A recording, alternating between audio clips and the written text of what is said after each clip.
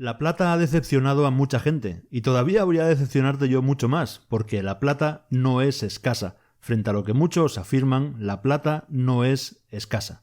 Entonces, ¿por qué me interesa la plata? La plata ha decepcionado a mucha gente por depositar en ella expectativas no reales.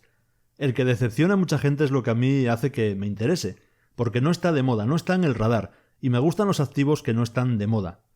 Es lo que he contado en esos vídeos sobre cómo los grandes manipulan a las masas con las fases de acumulación y distribución. La plata es uno de los buenos ejemplos de volatilidad donde pasa de ser un activo encumbrado con el que la gente cree que se va a hacer rica de la noche a la mañana a ser un activo odiado. Ambos son extremos irracionales, y no hay nada mejor para ganar dinero que un activo que pasa del optimismo al pesimismo irracional y vuelta a empezar. ¿Por qué me interesa la plata? La plata es mucho más volátil que el oro, y su mercado alcista suele ir vinculado al del oro. Me refiero a que normalmente el mercado alcista de los metales preciosos lo lidera el oro, y cuando el oro marca una tendencia alcista clara, entonces comienza ese mercado alcista de la plata, y suele moverse más rápido y más fuerte que el oro. Es como que al ser su precio más barato en términos nominales, hay toda una legión de gente que al ver subir el oro, lo que hace es comprar plata porque la ve más asequible. Y eso hace que al ser también un mercado más pequeño, las explosiones al alza sean muy pero que muy fuertes. También las caídas cuando se retira el capital fuerte, por supuesto. Esto todavía es más brutal en las acciones de las compañías mineras. Normalmente las compañías mineras, en general, son acciones con poca capitalización. Incluso las grandes, su capitalización no tiene nada que ver con las grandes acciones del S&P 500. Y por ello, cuando se forman mercados alcistas, la cantidad de dinero que entra en las mineras hace que exploten. Y luego, por supuesto, caídas brutales cuando se retiran los inversores. Es decir, volatilidad extrema, y por el medio, periodos aburridos de acumulación. Con la plata hay que comprender algo que es fundamental, lo he contado muchas veces, y es que la mayor parte de la plata extraída no proviene de minas de plata. Si no recuerdo mal los datos del año pasado, el 18% de la producción de plata vino de minas de plata, solo el 18%. El resto salió como subproducto de minas de cobre, de minas de plomo, de zinc y de oro. Y esto es básico, porque a veces veo a youtubers o incluso analistas explicando por qué la plata no puede caer de un precio determinado, y toman como datos lo que le cuesta a una mina determinada de plata extraer una onza de plata. Al mercado lo que a una mina de plata le cueste extraer una onza le da igual.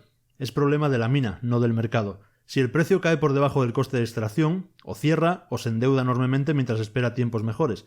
En general se va a endeudar. El suministro está garantizado por esas grandes minas de cobre o zinc que obtienen toneladas de plata como subproducto.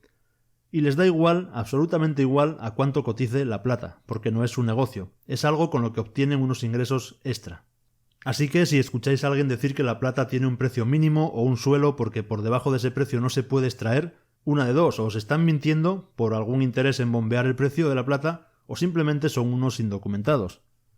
Intentar pronosticar la producción minera basada en el precio de la plata es una tarea absurda porque los precios del oro, del cobre o del zinc son más importantes para la producción de plata que los precios de la plata en sí misma. Es una de esas complejidades del mundo de la plata. Si cae el precio del cobre o del zinc, esas minas extraerán menos cobre o menos zinc, o simplemente no pondrán en funcionamiento nuevos yacimientos, y por tanto habrá menos producción de plata. Y al contrario, si sube el precio del zinc o del cobre o del plomo, minarán más y habrá más plata en el mercado. La plata, al ser en su mayor parte un subproducto, desde el punto de vista de la empresa minera, los costes son pagados por otros metales. Así que el coste primario de producción de la plata a menudo es mucho menor de lo que la gente piensa. Y a medida que sube el precio de la plata, la oferta aumenta por dos razones que la mayoría de la gente no considera. La primera es el reciclaje. A bajos precios de la plata no es eficiente reciclarla, pero a precios más altos sí. La segunda es que las existencias de plata en el subsuelo son grandes y todavía desconocidas. Sí, ya sé que habréis oído 1000 veces que la plata se acaba, que es escasa y todo eso. Pero en fin, la realidad es la que es. Permanentemente, cuando hay interés en explorar, se descubren grandes yacimientos de plata. Otra cosa es que no hay mucho interés en hacerlo porque lo que son las minas exclusivamente de plata son, como ya conocemos, negocios muy complicados. Pero plata en el subsuelo hay para dar y tomar. El mercado de la plata es bastante difícil de entender, tanto del lado de la oferta como de la demanda. Es importante tener en cuenta que en estos precios de la plata actualmente hay un déficit de oferta, es decir, la cantidad de plata producida en todos los sectores, en producción primaria, subproducto y reciclaje, es menor que el consumo global. Pero tan importante como eso es entender que no sabemos cuáles son las existencias reales en el subsuelo y cuáles están disponibles para abastecer el mercado. Entonces, el hecho de que haya un déficit primario, aunque sea importante, es algo muy difícil de medir fundamentalmente porque la mayoría de la plata que se ha extraído todavía sigue alimentando la demanda. Es decir, hay déficit productivo, pero no hay déficit de plata. La demanda se sigue atendiendo con lo que había en los inventarios. La explicación simplista es que se consume más que lo que se produce y que por tanto la plata se va a acabar y se va a ir el precio a la luna. Bueno, el problema es que no sabemos si el cártel minero simplemente no está interesado en aumentar la oferta para ir liquidando sus inventarios. Es verdad que la aplicación industrial de la plata está creciendo muy rápidamente. La industria solar, por poner un ejemplo, no existiría sin las propiedades reflectantes de la plata. Se pueden hacer placas solares sin plata, por supuesto, pero menos eficientes, y en lugares como el norte de Europa, donde el sol no brilla como en el sur, no tendrían placas solares de no ser por la plata. Además, cada vez hay más usos industriales, en electrónica, en aplicaciones médicas o de tratamiento de aguas, como uno de los mejores tratamientos contra gérmenes, etc. A pesar de todo esto, de la gran demanda, de los déficits de oferta, el precio de la plata no parece establecerse por desequilibrios entre la oferta y la demanda. Tal vez precisamente porque la oferta, a diferencia de otros mercados, es tan difícil de entender y de pronosticar, al igual por otra parte que la demanda.